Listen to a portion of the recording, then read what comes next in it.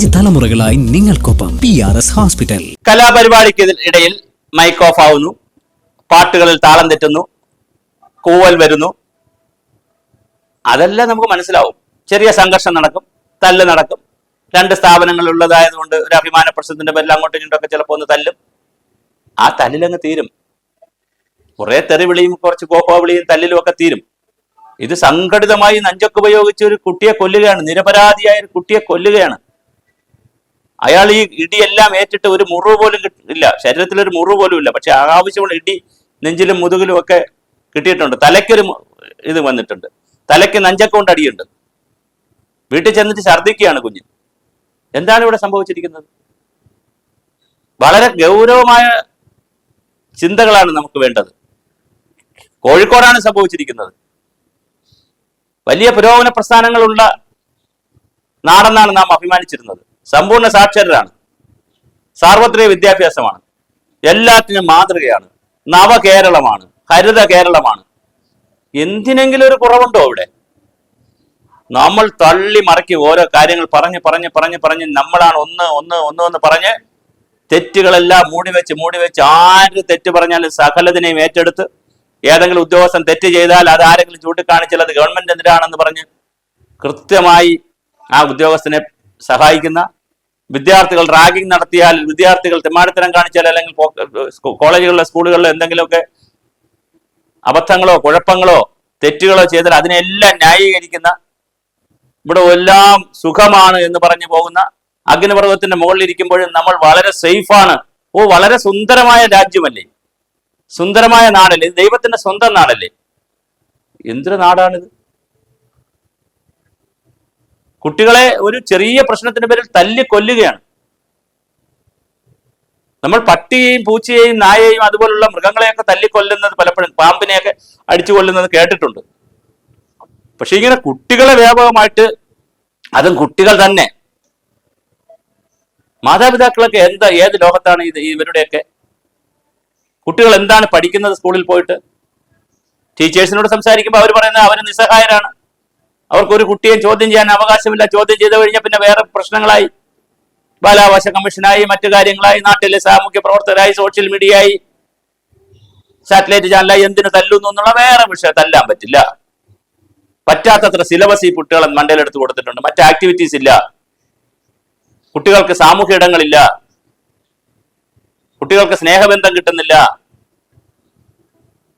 ഗിനിപ്പന്നികളെ വളർത്തുന്നത് പോലെ, അല്ലെങ്കിൽ പിന്നെ ഇറച്ചിക്കോഴി വളർത്തുന്ന പോലെ കുറെ ഫുഡും നല്ല യൂണിഫോമും ഇട്ട് അങ്ങോട്ട് സ്കൂളിൽ അയച്ചിട്ട് ഇങ്ങനെ പുട്ടിന് തേങ്ങ ഇട്ട് പുട്ടുകുറ്റിയിൽ മാവ് നിറയ്ക്കും പോലെ ഇങ്ങനെ അടിച്ച് കയറ്റുകയാണ് അറിവ്.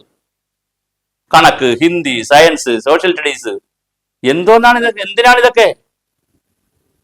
പണ്ട് ഭാരതത്തിൽ 12 വയസ്സ് വരെ ഈ ഒരു പഠിത്തവും ഇല്ലായിരുന്നു. വീട്ടിൽ അച്ഛനും അമ്മയെ സഹായിക്കുമായിരുന്നു. ഇതൊക്കെ നമുക്ക് തിരിച്ചാലോചിക്കണം. LKG, UKG, അംഗൻവാടി ഇതെല്ലാം നിർത്തണം. LKG, UKG, അംഗൻവാടി എല്ലാം നിർത്തണം. കുട്ടികൾ 10 വയസ്സായിട്ട് സ്കൂളിൽ വന്ന് പഠിച്ചാൽ മതി. കുട്ടികൾ വീട്ടിൽ അമ്മയെ സഹായിക്കട്ടെ 10 വയസ്സ് വരെ. അല്ലെങ്കിൽ സ്കൂളിൽ ഇപ്പോൾ LKG എന്ന് പറഞ്ഞാൽ LKG, അല്ലെങ്കിൽ തിരിച്ച് ചിന്തിക്കാം നമുക്ക്. LKG, UKG, അംഗൻവാടിയിലൊക്കെ വരുന്ന കുട്ടികൾക്ക് വീട്ടിൽ അസൈൻമെന്റ് കൊടുക്കുക. വീട്ടിൽ തുടയ്ക്കുക, തൂക്കുക, അമ്മയെ സഹായിക്കുക, അടുക്കള സഹായിക്കുക, പുറം തൂക്കുക, വീട്ടിലെ ജോലികൾ ചെയ്യുക, വസ്ത്രം കഴുകുക, ഇങ്ങനെയുള്ള കുഞ്ഞു കാര്യം, ഗാർഡൻ ഉണ്ടാക്കുക, മരങ്ങൾ വെച്ചുപിടിപ്പിക്കുക, തൈകൾ വെച്ചുപിടിപ്പിക്കുക, ഇങ്ങനെ കുഞ്ഞു കാര്യങ്ങൾ ചെയ്ത് കുട്ടികൾ മെരുങ്ങട്ടെന്നേ. അവരുടെ രൂപത്തിൽ അവരെ മെരുക്കിയെടുക്കണം. നമ്മൾ വലിയ വടക്ക് നോക്കിയിട്ടാണല്ലോ നമ്മളെല്ലാം ചെയ്യുന്നത്. ചൈനയിൽ എന്താണ് വിദ്യാഭ്യാസ രീതി? ജപ്പാനിൽ എങ്ങനെയാണ്? അമേരിക്ക പോലെ രാജ്യങ്ങളിൽ എങ്ങനെയാണ്? അമേരിക്ക ആണല്ലോ ലോകത്തെ എല്ലാ രാജ്യങ്ങൾക്കും ഒരുപാട് മൊബൈൽ ഫോണിന്റെ സാങ്കേതിക വിദ്യ കണ്ടുപിടിച്ചു കൊടുത്ത പ്രധാന രാജ്യമാണല്ലോ. പക്ഷെ അവിടെ വിദ്യാർത്ഥികൾ വളരെ കുറച്ച് മൊബൈൽ ഫോൺ ഉപയോഗിക്കാറുള്ളൂ. ഞാൻ ഈ ഇടയ്ക്ക് വായിച്ച ഒരു പഠന റിപ്പോർട്ടാണ്. കുട്ടികൾ കൂടുതൽ റീഡിങ്ങിലേക്കാണ് പോകുന്നത്. അത് ശരിയുമാണ്. കാരണം ഇവിടെ നമ്മൾ ഈ കോവളത്തും വർക്കലയിലും ഒക്കെ നമ്മൾ യാത്ര ചെയ്യുമ്പോൾ അവിടെ വരുന്ന സായിപ്പന്മാരും മദാമ്മമാരും ബസ്സിൽ കയറി കഴിഞ്ഞാൽ അവരെ കയ്യിൽ ഒരു ചെറിയ പുസ്തകം കാണും, ഇംഗ്ലീഷ് പുസ്തകം കാണും. അവരത് വായിച്ചുകൊണ്ടിരിക്കണ കാണാം. അവരുടെ എല്ലാവരുടെ ബാഗിലും ഒരു പുസ്തകം കാണും. നമ്മൾ എത്ര പേര് മുതിർന്നവർ വായിക്കുന്നു? കുട്ടികൾ എത്ര പേര് വായിക്കുന്നു? അപ്പൊ വായന, കളി, കല, സാംസ്കാരിക പ്രവർത്തനങ്ങൾ, സാമൂഹ്യ സേവനം, ശുചീകരണ പ്രവർത്തനങ്ങൾ, കുട്ടികളെ കൊണ്ടൊക്കെ സ്കൂളിന്റെ അടുത്തൊക്കെയുള്ള നാടും പ്രദേശവും എല്ലാം ഗ്രാമവും പഞ്ചായത്തും ഒക്കെ തൂപ്പിക്കണമെന്നേ. ലോകത്ത് ഒരുപാട് രാജ്യങ്ങളിലുണ്ടെന്നേ ഇത്തരം സാങ്കേതിക വിദ്യകളൊക്കെ, രീതികളൊക്കെ. അപ്പൊ നമുക്ക് പുതിയൊരു പ്രവർത്തിയോന്മുഖമായിട്ടുള്ള പുതിയൊരു സിലബസ് കൊണ്ടുവരേണ്ടതുണ്ട്. നമ്മളെ കുട്ടികളെ മാറ്റിയെടുക്കേണ്ടതുണ്ട്. അല്ലാതെ ഒരു ന്യായവും പറഞ്ഞിട്ട് കാര്യമില്ല. കുഞ്ഞുങ്ങളെ ഒരു ന്യായം പറയേണ്ട. അവർ കഴിക്കുന്ന ഫുഡ് എന്താണ്? ജങ്ക് ഫുഡാണ്. പരമാവധി ജങ്ക് ഫുഡ് കഴിക്കുക, യാതൊരു എക്സർസൈസും ഇല്ലാതിരിക്കുക, വീട്ടുകാരെ സഹായിക്കാതിരിക്കുക, സ്കൂളിൽ പോയാൽ ഇത്തരം ആക്ടിവിറ്റികളൊന്നും ഇടപെടാതിരിക്കുക, സ്പോർട്സിൽ ഉണ്ടാവാതിരിക്കുക. നിങ്ങൾ ശ്രദ്ധിച്ചു നോക്കൂ, SP സ്റ്റുഡൻസ് പോലീസ് കേഡറ്റിലോ അതുപോലുള്ള ഏതെങ്കിലും NSSലോ അതുപോലുള്ള സംഘടനാ സംവിധാനങ്ങളിലുള്ള കുട്ടികൾ പരമാവധി കുറവായിരിക്കും ഇതൊക്കെ ചെയ്യുന്നത്. കഴിഞ്ഞ ദിവസം ഒരു കുട്ടിയെ കുറിച്ച് അമ്മ പറഞ്ഞത്, അയ്യോ മോൻ വളരെ നിശബ്ദനാണ്, എന്തൊരു നല്ല കുഞ്ഞാണ്. പക്ഷെ കുഞ്ഞ് ചെയ്യുന്ന എന്താണ്? അകത്ത് കയറി ഇരുന്നിട്ട് മറ്റേ ഇഞ്ചക്ട് ചെയ്യുകയാണ് മരുന്ന്. നല്ല കുട്ടിയാണ്, മിടുക്കനാണ്, വെളിയിൽ ആരോടും ഒന്നും പറയത്തില്ല. അമ്മയ്ക്ക് ഭയങ്കര അഭിമാനമാണ്. കുറെ ദിവസം കഴിഞ്ഞപ്പോൾ ഹോസ്പിറ്റലിൽ കൊണ്ടുപോയിട്ട് വന്നു. ചെറുക്കി പെണ്ണാവാൻ വർഷങ്ങളായിട്ട് ഈ മരുന്നടിപ്പാണ്, ഇഞ്ചക്ട് ചെയ്യക്കോണ് ജോലി. നിശബ്ദനാണ്.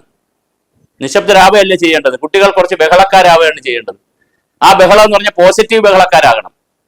തല്ലും കൂട്ടായ്മയും കൊലയും ചെയ്യുന്ന ബഹളക്കാരല്ല. അപ്പൊ കുട്ടികളെ നമ്മൾ വളർത്തുന്നതിൽ പ്രശ്നമുണ്ട്, സമൂഹത്തിന്റെ പ്രശ്നങ്ങളുണ്ട്.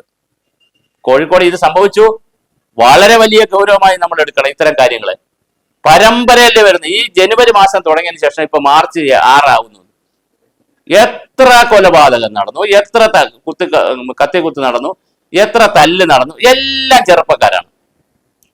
2000 ഇപ്പുറത്തോട്ട് വന്നവർ, 90s 80s അല്ല, 2000 ശേഷം ജനിച്ച കുട്ടികളാണ് ഇത് കൂടുതലും ചെയ്തിരിക്കുന്നത്. 8ാം ക്ലാസ്, 9ാം ക്ലാസ്, 10ാം ക്ലാസ്, +2 കോളേജിലെ കുട്ടികളും വീണ്ടും കുറച്ച് കുറവാണ്. അപ്പൊ വളരെ ഗൗരവമായി ഇതൊക്കെ ചിന്തിക്കണം. സോഷ്യൽ മീഡിയ ഒക്കെ നമ്മൾ വളരെ ഗൗരവമായി ചിന്തിക്കണം. അധ്യാപകനെ പേര് പറഞ്ഞ് വിളിക്കാമോ? ഞാൻ പേര് പറഞ്ഞ് വിളിച്ചോളൂ. നമ്മൾ സുഹൃത്തുക്കളാണ്. നമ്മൾ മക്കളെ പോലെ കാണുന്ന പിള്ളേരെ എപ്പോഴും പിള്ളേരെ മക്കളെ പോലെ ഉള്ളിൽ മതി സ്നേഹവും ബഹുമാനവും ഒക്കെ. മക്കളെ പോലെ കണ്ടോളൂ. ജാതി മതവും നോക്കാതെ എല്ലാ കുഞ്ഞുങ്ങളെ അധ്യാപകരും മക്കളെ പോലെ, അത് ഉള്ളിൽ. അല്ലാതെ പുറത്ത് അവരെ മക്കളെ പോലെ കണ്ട് മക്കളെ എന്ന് പറഞ്ഞ് എപ്പോഴും അവരെ പിറകെ നടന്നാൽ അവര് അച്ഛന് പേരിടും, അല്ലെങ്കിൽ ടീച്ചർക്ക് പേരിടും, സാറിന് പേരിടും. അപ്പൊ ഗൗരവമായി നമ്മൾ ചിന്തിക്കണം. എങ്ങനെയാണ് നമ്മുടെ കുട്ടികൾക്ക് എന്താണ് സംഭവിക്കുന്നത്, പുതിയ മക്കൾക്ക് എന്താണ് സംഭവിക്കുന്നത്, അതിനുള്ള അടിസ്ഥാന സാഹചര്യം മയക്കുമരുന്ന് മാത്രമല്ല. ഇപ്പൊ ഈ കോഴിക്കോട് സംഭവത്തിൽ മയക്കുമരുന്ന് ഉപയോഗിച്ചിട്ടില്ലല്ലോ കുട്ടികൾ. ഇപ്പൊ മയക്കുമരുന്ന് മാത്രമല്ല, മയക്കുമരുന്ന് വലിയൊരു ആപത്താണ്, വലിയ പിശാചാണ്. മദ്യം അതുപോലെയാണ്. കുട്ടികളും അങ്ങനെ ഉപയോഗിക്കുകയാണ്. പക്ഷെ അതിനേക്കാൾ ഉപരി ഈ വളർന്നു വരുന്ന സാഹചര്യം തീർത്തിരിക്കും. വാട്സാപ്പിൽ പറയുകയാണ്, ഇൻസ്റ്റഗ്രാമിൽ പറയുകയാണ്, തല്ലിയിരിക്കും, കുഴപ്പമൊന്നും വരില്ലടാ, കൂട്ടത്തിൽ ചെയ്യുന്നത് കൊണ്ട് കേസിൽ നിന്ന് രക്ഷപ്പെട്ടോളും. എവിടെ നിന്ന് കിട്ടിയ ഉപദേശമാണ് ഈ കുട്ടികൾക്ക് ഇതൊക്കെ? വളരെ ഗൗരവമായി നമ്മൾ ചർച്ച ചെയ്യണം. കുഞ്ഞുങ്ങളെ നിങ്ങൾ തിരുത്തിക്കോളൂ. മാതാപിതാക്കളെ നിങ്ങൾ കുട്ടികളെ മാറ്റിയെടുത്തോളൂ. രക്ഷാകർത്താക്കളും അതുപോലെ തന്നെ അധ്യാപകരെ ഗൗരവമായി മാറി ചിന്തിച്ചോളൂ. അല്ലെങ്കിൽ വലിയ വില നമ്മൾ കൊടുക്കേണ്ടി വരും. നാം ഇപ്പോഴേ കണ്ടു തുടങ്ങി. ഇത് നല്ല ലക്ഷണമല്ല. തീർച്ചയായിട്ടും കാലാവസ്ഥാ വ്യതിയാനത്തിന്റെയും ദുരന്തങ്ങളുടെ നാടായി, പ്രകൃതി ദുരന്തങ്ങളുടെ നാടായി കേരളം മാറുകയാണ്. ഇനി അതെല്ലാം ശരിയായാലും മനുഷ്യ ദുരന്തങ്ങളുടെ ഭൂമികയായി കേരളം മാറരുത്. അത് കുട്ടികളുടെ ദുരന്ത ഭൂമിയായിട്ടാണ് ഇനി വരാനിരിക്കുന്ന ഒരു കാലം നമ്മുടെ മുന്നിലുള്ളത്.